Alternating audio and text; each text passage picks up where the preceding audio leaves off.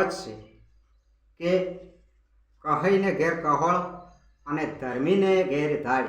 તો મિત્રો, ઘણા લોકો સારી નીતિથી કમાતા હોય છે, સારી લાઈન કમાતા હોય છે, અનીતિ નથી કરતા હોતા, ધર્મ દાન કરવામાં પહેલો નંબર આવતો હોય છે, તેમ છતાં એ લોકો દુઃખી કેમ હોય છે વધારે? તો એના ઉપર એક સરસ મજાની મારે વાત કરવાની છે તમને કે આનું કારણ શું। તો મિત્રો, આ વિડીયો પૂરેપૂરો જોઈ અને ધ્યાનથી સાંભળજો। ચેનલને સબસ્ક્રાઈબ કરી અને સપોર્ટ કરજો, જેથી આવા સારા સારા ધાર્મિક વિડીયો તમને હું આપતો રહું અને તમે દેખતા રહેજો મિત્રો।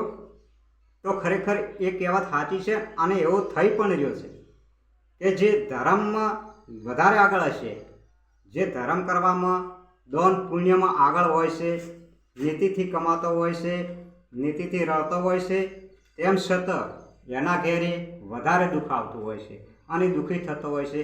આપણા કુદરતનો પણ એવો ન્યાય છે કે જે વધારે ધર્મી હોય, ભક્તિ લાઈન વધારે કરતો હોય, વધારે દેવી દેવતાઓને પૂજતો અને માનતો હોય, એને જ વધારે દુઃખ।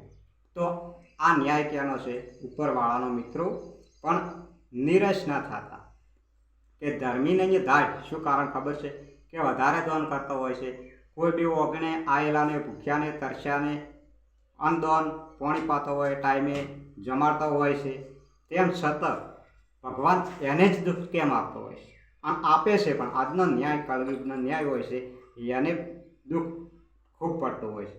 કારણ કે મિત્રો, અત્યારે દુઃખ પડે તો તમે તમારું એ છોડતા નહીં, કાર્ય આપણું ના છોડતા, પાછળ સુખ જરૂર છે। કારણ કે આપણી નીતિ આપણે નહીં છોડીએ તો ભગવાન ઉપરવાળો ચોક્કસ આપણને સાથ આપશે અને આપણી પરીક્ષા પણ લેતો હોય છે કે ભક્તિ લાઈન ઉપર, ધાર્મિક લોક ઉપર વધારે પરીક્ષા લેતો હોય છે। કારણ કે એ પરીક્ષામાંથી આપણે પાસ થઈએ તો જ આપણને સારા દિવસો મળે છે મિત્રો।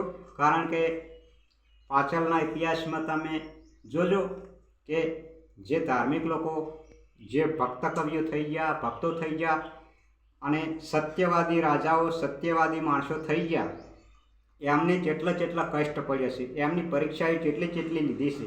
તો મિત્રો, આપણી પણ કદાચ ભગવાન પરીક્ષા લેતો હોય, પણ આ પરીક્ષામાંથી પાસ થઈ જવાનું, કે એમાંથી હારી જઈ અને આપણી લાઈન એ રસ્તો છોડી ન દેવાનો। આ પરીક્ષામાંથી આપણે પાસ થશું તો જ ભગવાન આપણને પાસ કરી અને સારા દિવસો બતાવશે। તો મિત્રો, આ વિડીયો ગમ્યો હોય તો ચેનલને સબસ્ક્રાઈબ ફરીવાર કહું છું કે કરજો।